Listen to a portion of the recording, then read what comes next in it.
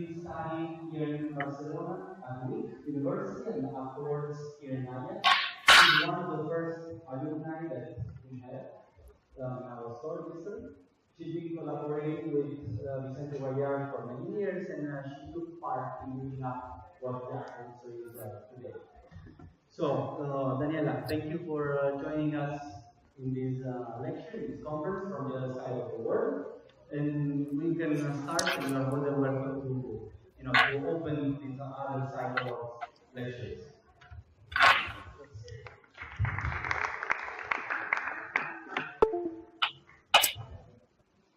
Hi. Good morning. Here is morning in Monterrey. I'm very happy to be here today. I think that is a very good moment to start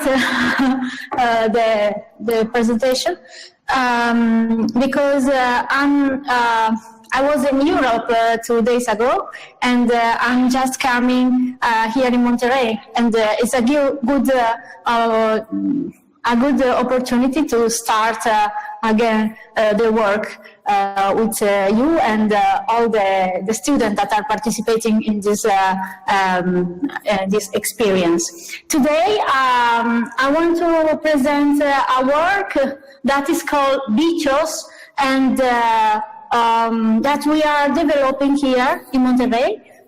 The project is a work that we are doing in collaboration with the Fab Lab Monterrey and a studio of architecture that is called Elementos de la Arquitectura, Elements of Architecture, and at the first year of architecture, and is a project that starts as a studio, a normal studio in architecture. When the last part of the students develop a pavilion, but we start 4 years ago with Fernando with this project, but semester by semester consolidate the studio in a line of research of the Fab Lab Monterrey. The project, I think that is very interesting because we can read or we can see all the experience at 2 levels. The first one is, as we will show you, the pavilions that we build semester by semester, and the other that I think that is more of pavilions where each one can learn from the others. And another thing that I think that is very, very, very important is that this kind of experience, there are a lot of schools that are developing pavilions, but the moment when they build this kind of architectures are in a like a master or postgraduate, and here we are starting at first year of architecture, and it's not so easy. It's amazing because the students start to know advanced architecture from the first part of their study in architecture or design in general. Okay, I will show some. I will start to showing some picture here. You can see a nice animal, a colibri that I love. And here in Monterrey, we have a lot of beautiful animals like a butterfly, big butterflies or colibris in the garden of our school. And it's a kind of inspiration also to understand how nature works and how we can learn from nature for our configuration of our architectures. In this page, you can see the project that we have until now, and we have 8 pavilions, and the first one was this one. From here comes the name bichos, that is like an animal, like an insect or something like that. But in Spanish, bichos is also something strange, no?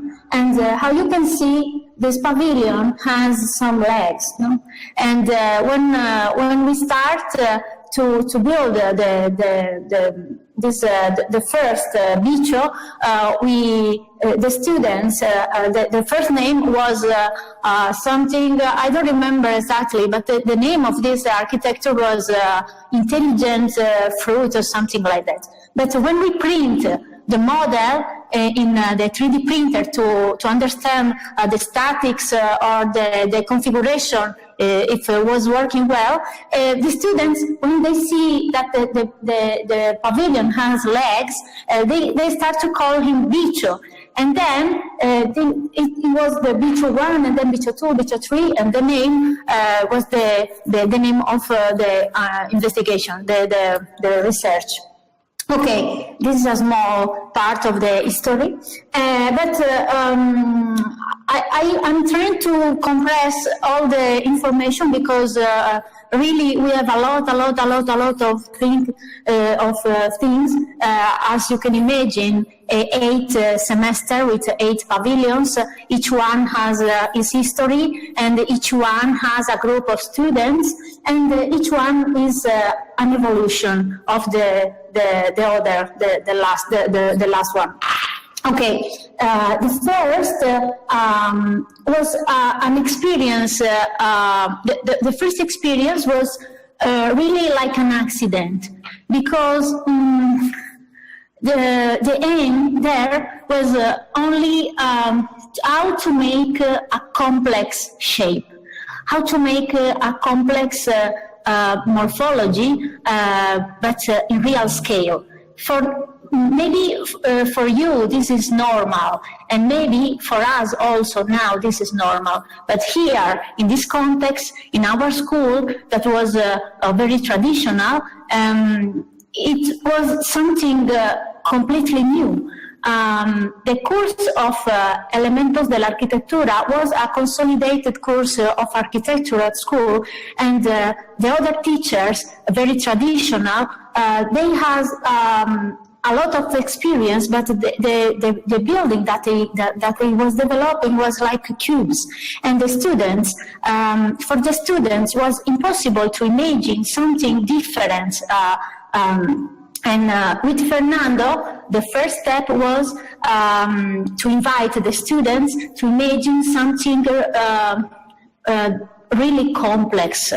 And then, when we selected the project that to build the final pavilion, we select the most difficult, the most impossible to build. The other teacher was really worried about, because how you can do that, and we use I'm trying to find the images. Here we have we realize that was an option was to use the waffle structure, no? And how you can see that's very easy. It's a technique that we use to build a three-dimensional shape with a planar surface that we use to do models or some furniture, but some architects in Sevilla, for example, we have some big construction, but here was completely new. And then for the students, this experience was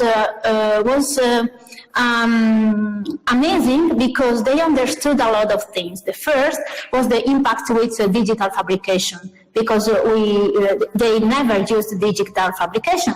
The other thing was to convert an analogic model, a manual model, in a digital system in order to build the final construction. And they understood one thing that I think is the most important when we start to do a project in order to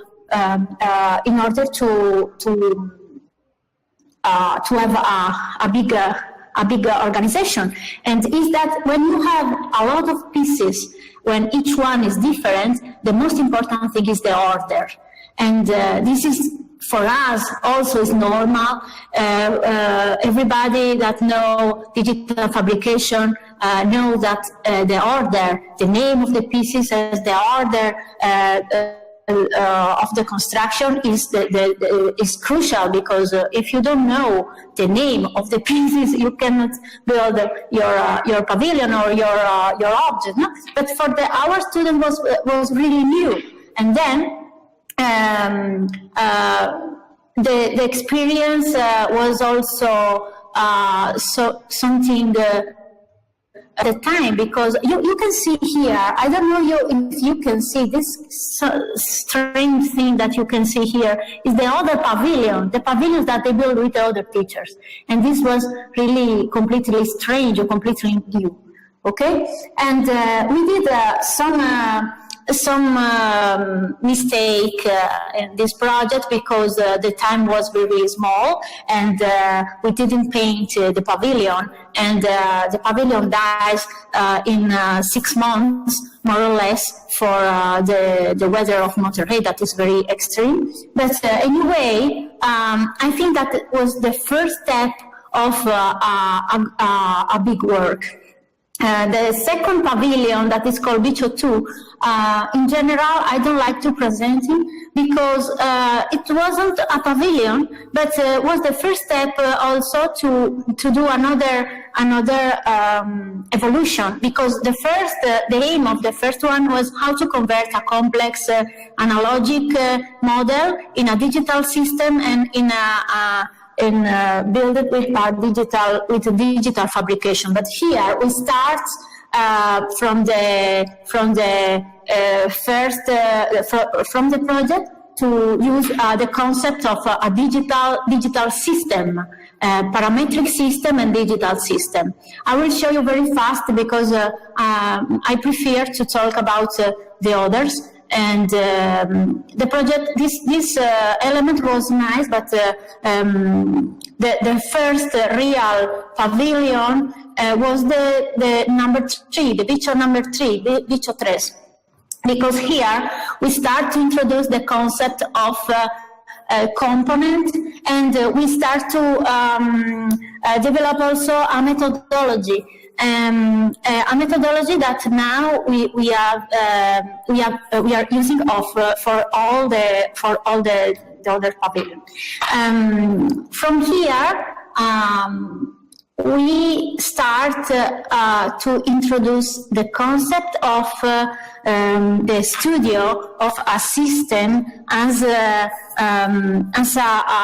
real being that is organized with a structure like a shell, and in the other side, the studio was organized in 2 steps. The first one is an exercise of form finding, analogic form finding, using the concept of the relation between the work in bottom-up and top-down. Bottom-up is when you work in an emergent way, you develop a lot of components, a lot of elements, and you try to understand how these components are working together. And then, analyzing all the configuration, you can do a project with an intention that comes from the material and from the shape that you have studied with the process, the emergent process.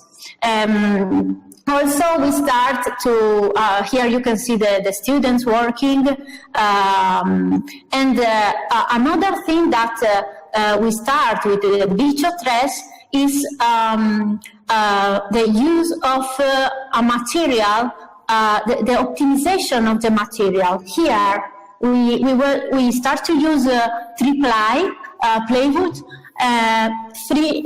very, very tiny, 4 millimeters is a material that we use in general to not to build a real architecture, but maybe to do a model. But the shape of the pavilion and the configuration of each element with the optimization, formal optimization, and the material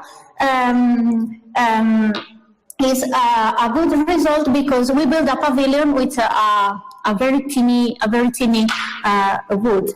And this project was the first one of the family of Bicho with this methodology. This is the Bicho 4, and you can see the organization is a little different. The first one was an honeycomb. Here is based in the of the phyllotaxis of plants, but in general, more or less, the process is the same. And we try to learn other things. For example, for the Bicho 3, we use metal, some connection in metal, but wasn't working very well. And here we start to study the connection in a best way. And here you can see the pictures. And here we have the Bicho 5. Bicho 5 was also inspired in some natural organization. It's an L system.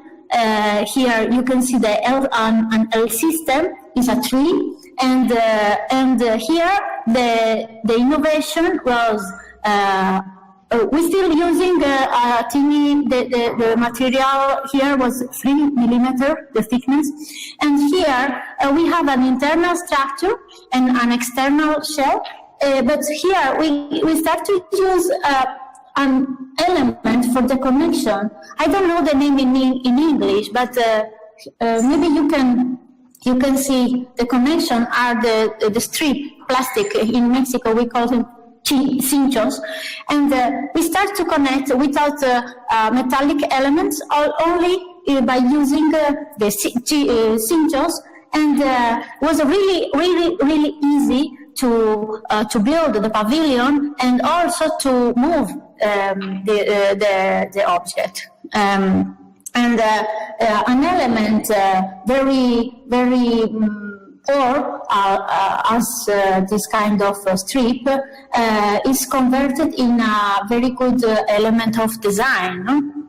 And then we decide to leave the part without cutting. And here, the Bicho 6. I'm trying to run it because we have a lot of pictures. The Bicho 6 was another good evolution, because as you can see, we start to fold wood. And the aim here was to fold wood, but was not so easy also. And we start to cut to use two kind of technique. The first one was using a laser cut to do small.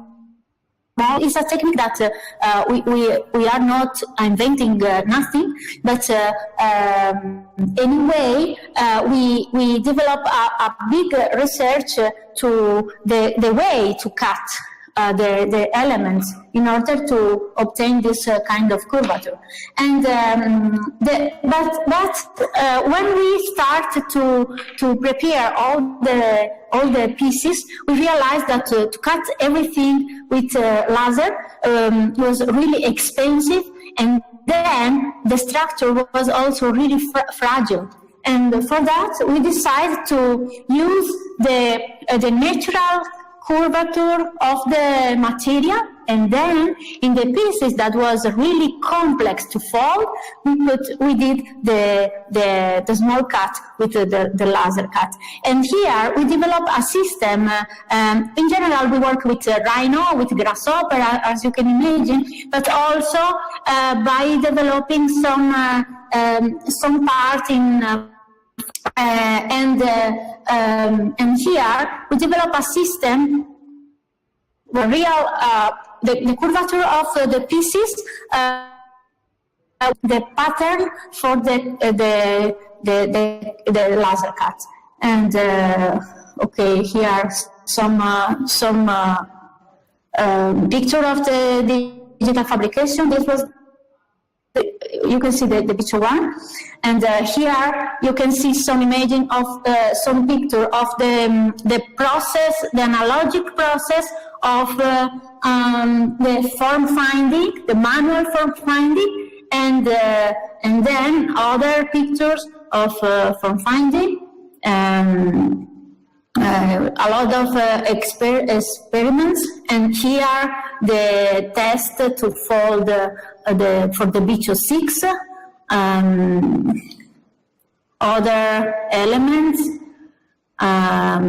Here, this was a very important moment for the students, because in the first line you can see a system that we can cut and open, but by hand. And then they realized that the possibility of digital fabrication was really different, no? Because the first cut as something huge, no? But the other is the result of this piece that you can see here is beautiful, and they start to understand the power of the digital fabrication. And okay, here are some other picture of the students. Maybe my presentation. Okay, other experience. This is the system of the digital system of BCO6. Each part is organized very well. This is the system, another system. As you can see, is night, because to do this kind of work, we have to work a lot. Maybe it's a week, but it's a week when you work 24 hours per day, no? And then, here, at this moment, when you finish with the BCO6, we start to think about a big evolution, because the pavilions was developed with a very defined methodology, learning one from the other, but they miss something. I start to think about the context, because the relation between the pavilions and the context was really static, or not so present inside of the morphology of the pavilions. And I think that and this today in this historical moment, it's very important to connect our building with the context, because communication is one of the best power that we can use today, and our objects are open. Our objects are systems, and systems are not only something that work inside or something auto-referential, self-reference, I don't know in English. But anyway, we start to think about the necessity to connect the pavilions or our architecture with external, with context. But context is not only the sun of the window or some I don't know, humidity, rain. The context is also other persons, for example, people or animals or other things, the other in general. With this kind of reflection, we start to think about a new evolution, a new branch of the project, and we decide to develop a pavilion that can interact that can have some relation with not only the place, but also with people. How? Here you can see the structure of the bicho 7. This is the shell, but the bicho 7 is also like a small animal that has a behavior inspired into principal concepts. The first one is the concept of mimesis. You know that some animal can take the color of the plants, or some I don't know, can change color with some emotion or some feeling, like the chameleon, and in some way can express empathy with persons or other things. The mimesis was the first concept. The second concept was proximity. That is another kind of study. Proxemia is a branch of psychology that study how the animals or the living beings react with proximity, when they are some distance or not, and the reaction. And here we decide to do this, to explore these two kind of possibility. How? As you can imagine, we decided to do the experiment in real time using some sensors, as color sensor and another proximity sensor, and with Arduino and some code. Here the structure is similar to the other pavilions, but we start to put some other elements, some electronic device. We start to introduce the digital 3D printer, and to build some elements that were for our experiment. And here was also the first time when the project was developed completely with the Fab Lab Monterrey from the first moment, from the first step. It is not a project only of the group of Elementos de la Arquitectura, but I can tell you that is a project of Fab Lab Monterrey with Elementos de la Arquitectura. Here you can see Salvador sleeping in the bicho, and we put a lot of motors, and then here you can see the students, and here we were starting to test the light.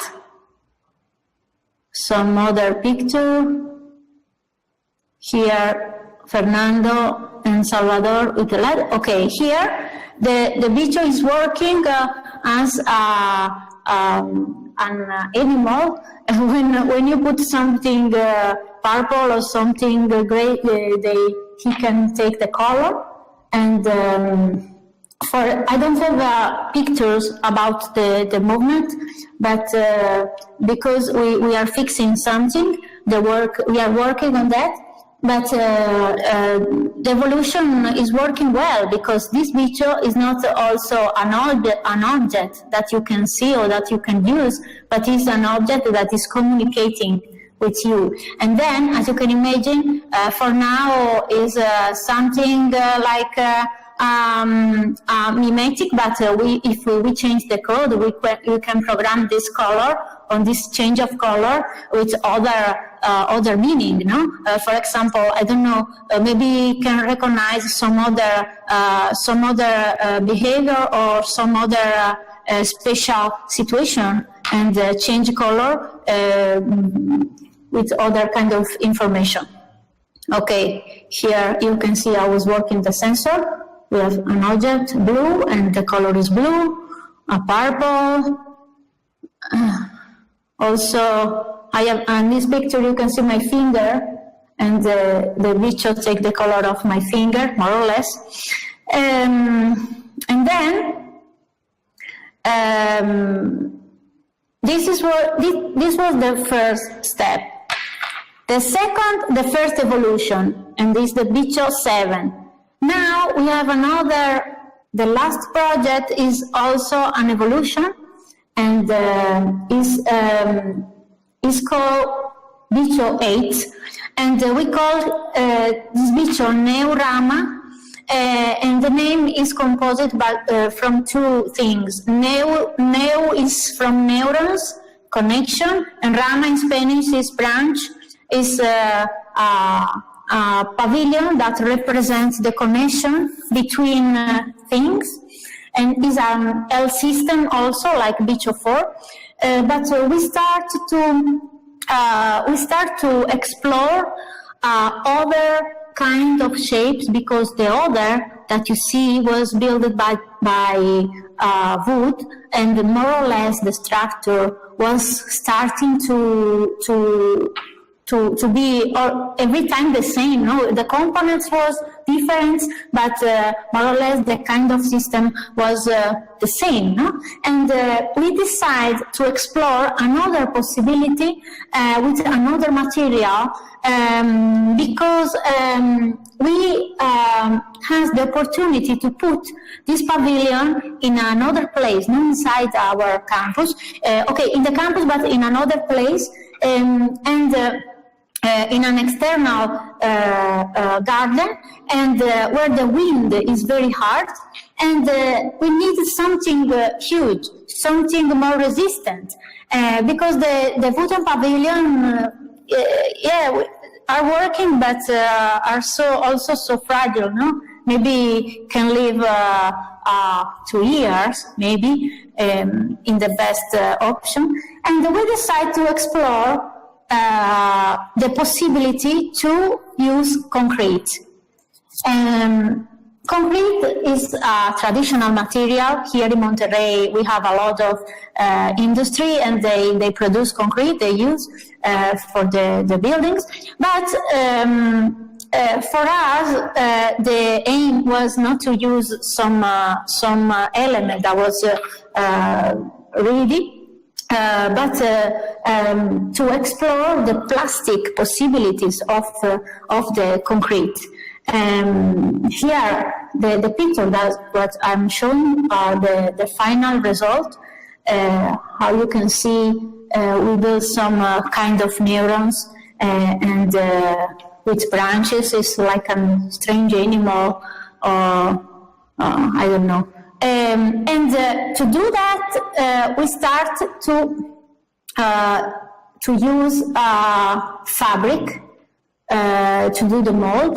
Okay, the first study was similar to the other pavilion, form finding, but with other materials like Play-Doh or some dust, plastic. Here you can see the digital system. We did a lot of models in 3D printing, and finally we start to develop the mold in with the CNC, but also this was the first baby that we built. It was we start to explore the possibility to do the mold with CNC, but also with fabric, and the texture for two things. The first one was the shape, because with fabric and concrete you can obtain a really very organic shape. But the other thing was also the texture. The texture that we obtain with fabric is really something that is not looking like concrete. It's like silk. We put some color. We did a lot of pieces with the students and with the team of Fab Lab Monterrey, with Salvador, Andrea, and Fernando. And finally, this is the final shape of Okay, here we start to cut the fabric with the laser, but then we decide to cut by hand because sometimes the relation between digital fabrication and working by hand is not so clear, and we explored a lot of things. This is the dress. We call the dress of the pieces. We develop a system where we have an internal structure, a metallic structure with a connection, 3D printed connection, and then we had this kind of dress of our piece. And the first result was really horrible, but we we developed this system with a mold with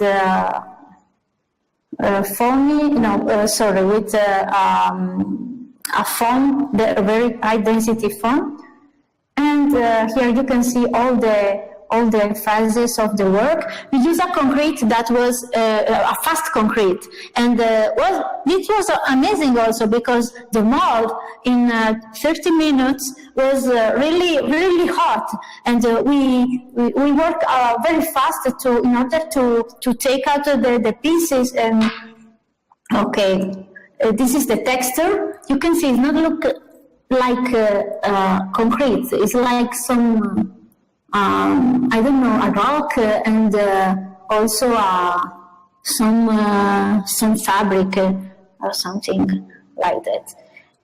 The experience, I think, was really amazing, and we learned a lot of things. Not only the students, also the team of the Fab Lab, because it was the first time that we were working in this way. We had another experience with concrete in a workshop that we did with another school, but this was really a big evolution of the work.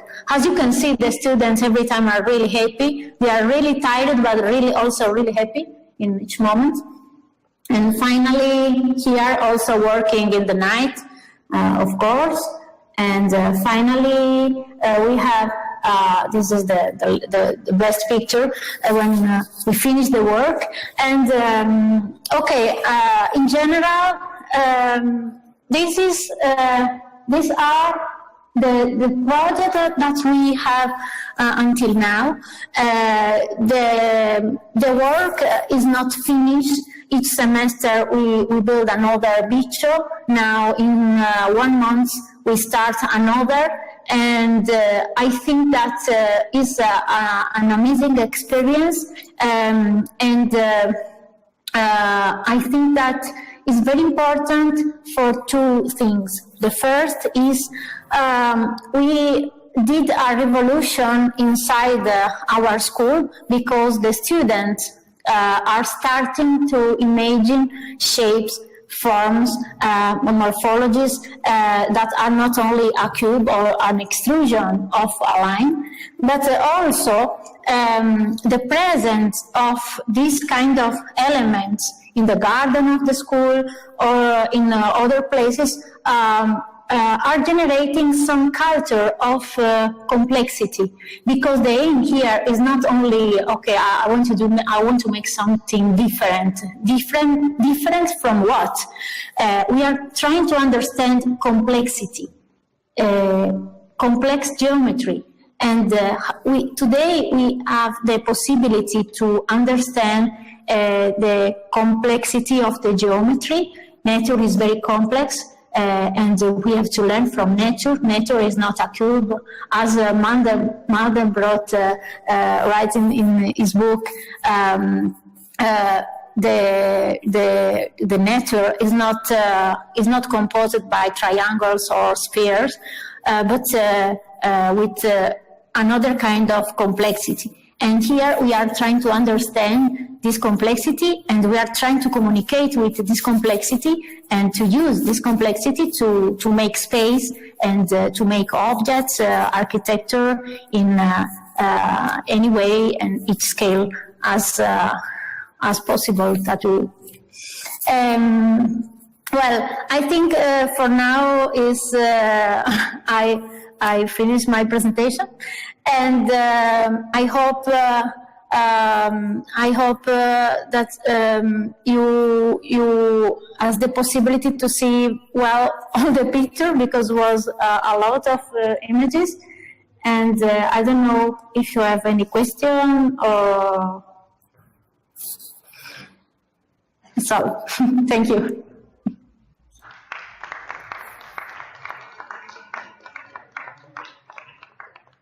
Oh, sorry. I have to. I forget something really very, very, very important.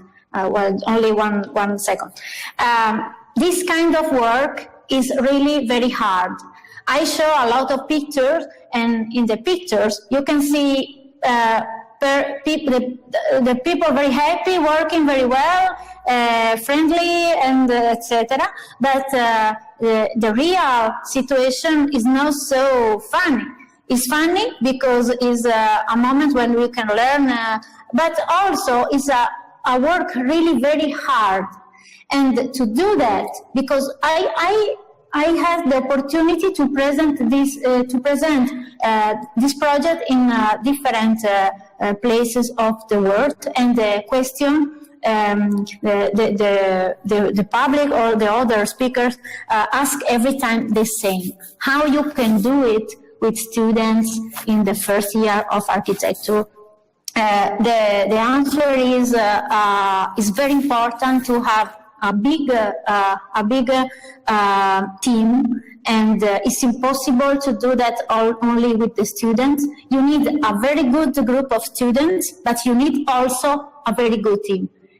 In our case, the team is the Fab Lab Monterrey, and for that I want to say thanks to Fernando, Salvador, and Andrea, because this is my work, but it's the work of all the Fab Lab.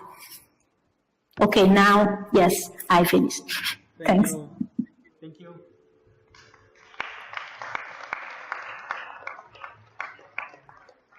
Okay, so we're gonna make some questions. We have some questions from here, from Barcelona. I'm gonna ask one of the students to come here and ask you something, okay? I'm gonna ask a student to make a question to you. We have a question. Okay.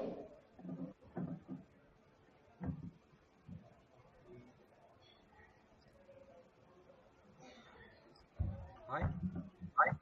Hola, hi. I want to ask about the motors attached to B27. What's your fault? What? Sorry, can you? Okay. Motors attached to B27. The motors. Yeah. Yeah, the motors. Yes. So what's your fault? We put a lot of motors. Was NEMA. Yeah. We use because it's the part that we are developing. The motors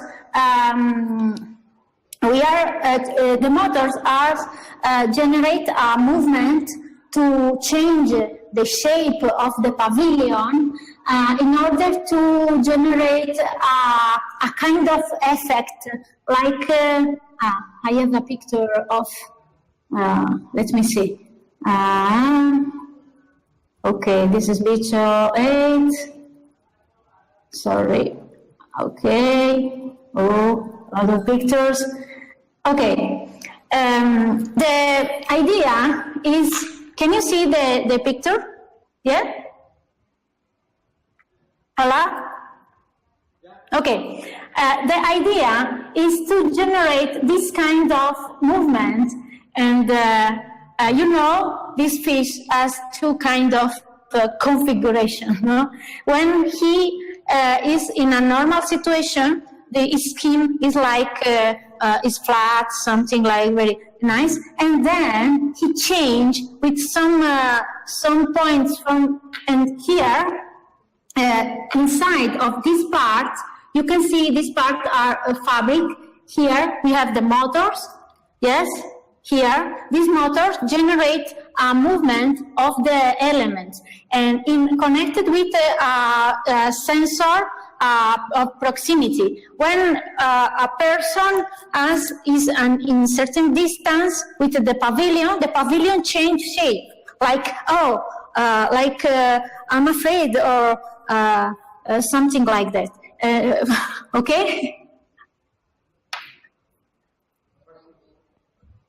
We have any other question? No. Okay, from Barcelona, we finished all our questions. And I don't know if there is any question that we have. Or otherwise we can close the lecture. No, okay, looks like okay. But I mean, thank you very much for this lecture. I mean, it's a very good, very interesting collection of pavilion experiences of fabrication that we did there. And I mean, very curious to see how things will become more and more complex as they are doing every year. So, thank you for participating in this global lecture, the first one for next year. And see you soon. So, Thank you, Aldo. Bye.